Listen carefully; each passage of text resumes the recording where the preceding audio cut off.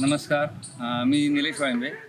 उत्तराखंड इथं होत असलेल्या नॅशनल गेम्स 2025 या स्पर्धेसाठी आता आम्ही इथं आलेलो आहोत. कलारीपयटू हा जो नवीन क्रीडा प्रकार आहे याच्यासाठी हा खेळ नॅशनल गेम्समध्ये इन्क्लूड झालेला आहे आणि इथे येण्यासाठी आम्हाला मी आत्ता इथं कोच म्हणून आहे आणि आम्हाला चांगला सपोर्ट महाराष्ट्र ऑलिम्पिक असोसिएशनचा मिळाला.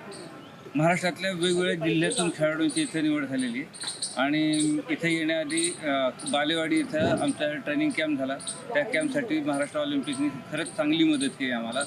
तिथं राहण्याची, जेवणाची अतिशय सुंदर व्यवस्था होती. ट्रेनिंगसाठी कोचिंग चांगलं झालं.